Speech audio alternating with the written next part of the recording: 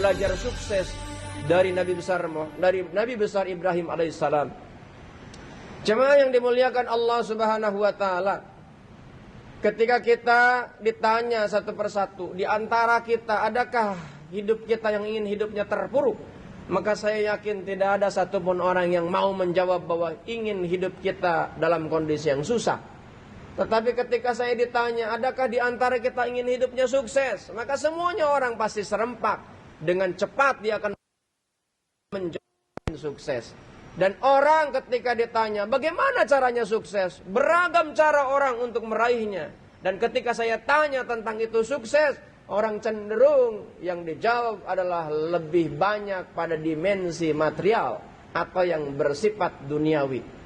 Tidak ada yang salah. Jemaah yang dimuliakan Allah Subhanahu wa taala, kecuali hanya yang dikejar hanya dunia semata, kemudian melupakan tentang akhirat. Karenanya kenapa pada khutbah kali ini diangkat tentang sukses, belajar sukses kepada Nabi Ibrahim alaihissalam. Nabi Ibrahim dalam sejarah adalah nabi yang diberikan keturunan ketika usia sudah senja. Dia berupaya kepada Allah, walaupun ini nabi, seorang rasul yang dekat dengan Allah. Dia berdoa kepada Allah tak henti-hentinya, tak pernah berhenti. Dia terus semaksimal mungkin memohon kepada Allah, ya Allah, tolong berikan aku keturunan, agar kelak apa yang kau risalahkan ada yang melanjutkan. Maka terus sampai hampir putus asa. Tapi memang itu Rasul, itu adalah Nabi yang dipilih oleh Allah.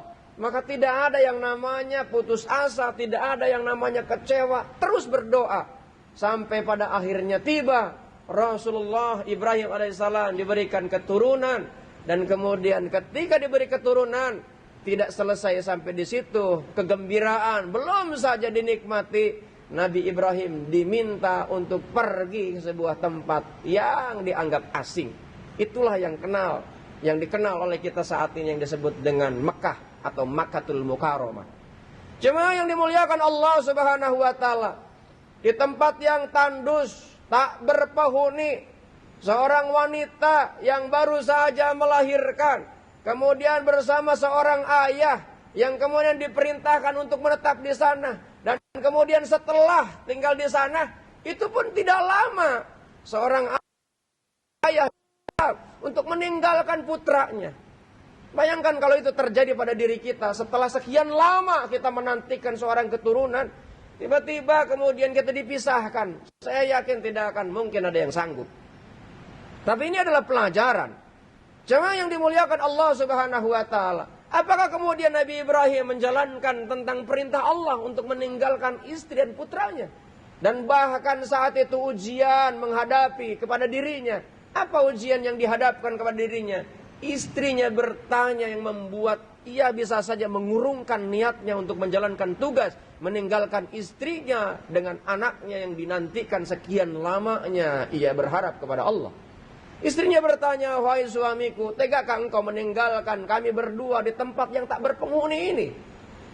Nabi Ibrahim, dia tidak menghentikan langkahnya. Kemudian pertanyaan yang kedua, tegakah engkau meninggalkan putramu yang sudah kau nantikan sekian lama? Nabi Ibrahim pun tak bergeming. Kemudian istrinya bertanya kembali, wahai suamiku, apakah ini karena perintah Allah? Maka kemudian Nabi Ibrahim menghentikan langkahnya. Dan kemudian dengan suara yang lirih dia menjawab, ya, ini adalah perintah dari Allah Subhanahu wa ta'ala. Walaupun berat, Nabi Ibrahim tetap melangkahkan.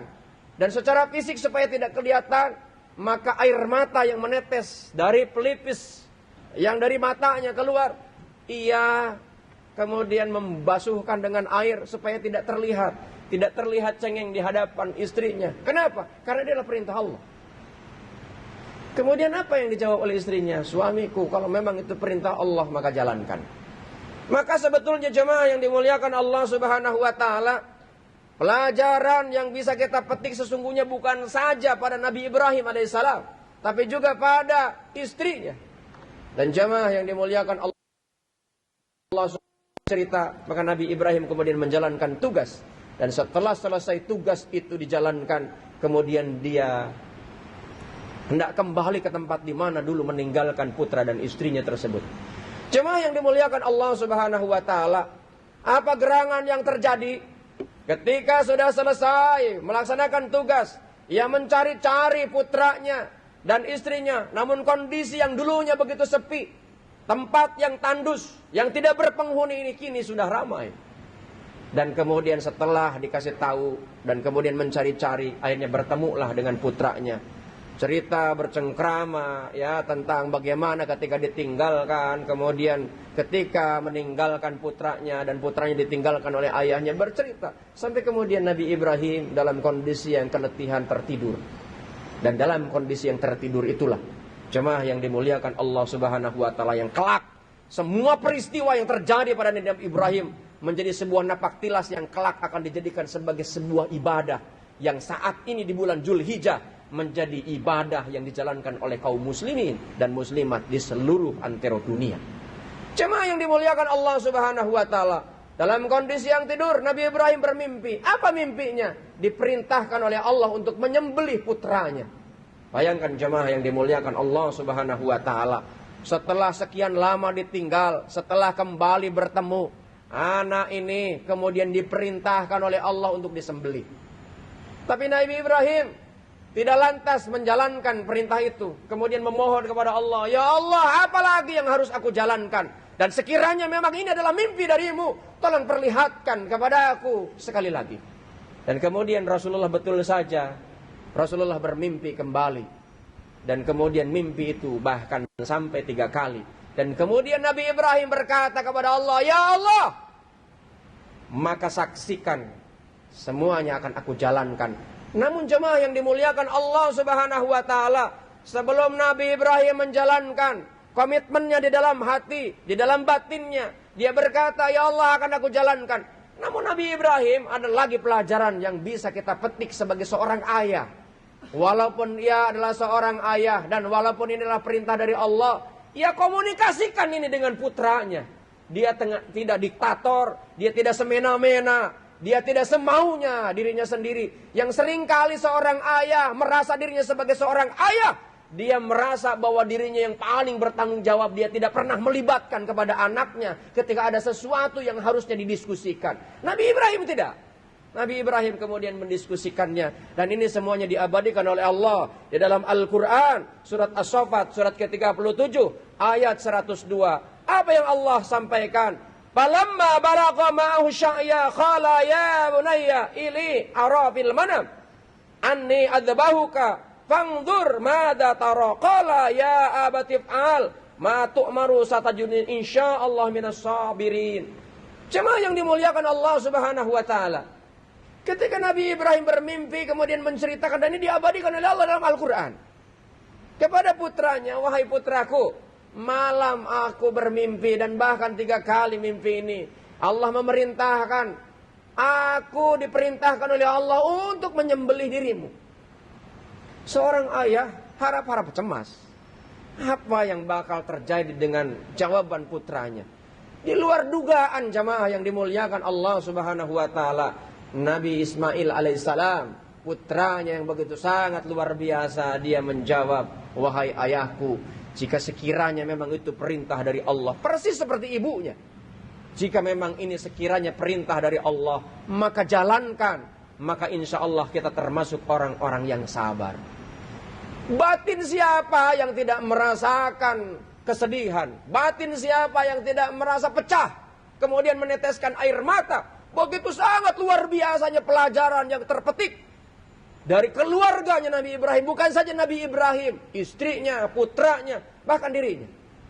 Jemaah yang dimuliakan Allah Subhanahu wa taala. Dan kemudian pada saatnya tiba, Nabi Ibrahim siap untuk menyembelih putranya. Namun sebelumnya, itu yang kelak akan menjadi prosesi ibadah haji. Ada setan yang menghalangi untuk tidak dilakukannya yang namanya penyembelihan terhadap Ibrahim, terhadap Ismail alaihissalam tersebut. Dan jemaah yang dimuliakan Allah Subhanahu wa taala, kemudian diperintahkan oleh Allah untuk melempar iblis yang kemudian berubah bentuk itu, yang kemudian kelak itu menjadi salah satu ritual ibadah dalam haji yang disebut dengan lontar jumroh. Jemaah yang dimuliakan Allah Subhanahu wa taala, ketika Nabi Ibrahim siap menghunus, Nabi Ismail siap untuk disembelih, dan kemudian Nabi Ismail berkata, ya Allah, saksikanlah Kini aku jalankan perintahmu. Jangankan putraku, diriku pun ketika engkau perintahkan untuk aku korbankan, maka akan aku korbankan semuanya. Tapi Allah kemudian menjawab, hai Ibrahim, bukan itu yang aku maksud. Yang aku maksud adalah kecintaanmu terhadap anakmu yang harus kau sembelih. Kecintaanmu terhadap dunia melebihi cintamu kepadaku yang harus kau sembelih. Karenanya jemaah yang dimuliakan Allah Subhanahu wa taala, saat ini banyak orang yang kemudian atas nama agama, atas nama cinta, kemudian dia mengorbankan akidah, mengorbankan syariat, mengorbankan aturan. Dan Nabi Ibrahim alaihissalam berikut keluarganya memberikan pelajaran kepada kita. Jika kita ingin menjadi orang-orang yang sukses, sukses baik di dunia maupun sukses di akhirat, maka tanamkan di dalam diri kita sebuah komitmen. Apa itu komitmennya? Bukan lagi komitmen secara intelektual, bukan lagi komitmen secara emosional, tapi komitmen secara spiritual. Apa itu? Komitmennya adalah karena Allah Subhanahu wa taala. Jangankan putra, jangankan keluarga, jangankan harta, maka dirinya pun dia rela untuk dikorbankan. Kenapa? Karena cintanya kepada Allah. Maka apa yang terjadi? Akhirnya jamaah yang dimuliakan Allah Subhanahu wa taala, Nabi Ismail tidak jadi disembelih dan Allah ganti dengan seekor domba yang begitu sangat gemuk. Ini adalah sebuah simbolisasi jamaah yang dimuliakan.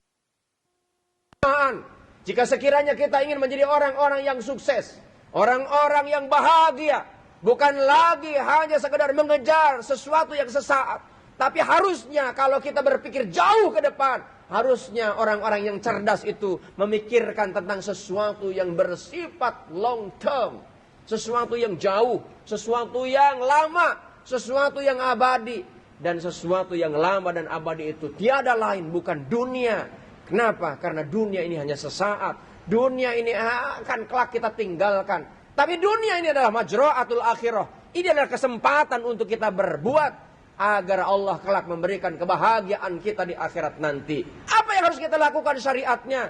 Bagi orang yang punya uang berangkat ke tanah suci, yang belum melaksanakan ibadah, baik itu haji maupun umrah, yang di tanah suci, yang di tanah air, kita bisa berkorban dalam bentuk apa? Binatang yang harus kita sembelih tentu sesuai dengan syariat. Kesempatan kita, mumpung masih kita hidup, maka mari kita berkorban di bulan Dzulhijjah tahun ini. Mudah-mudahan manfaat dan mudah-mudahan kita bisa mengambil pelajaran dari apa yang sudah dijalankan oleh Nabi Ibrahim dengan keyakinan, dengan komitmen karena Allah Subhanahu wa taala, maka insya Allah sukses bahagia menghampiri kita.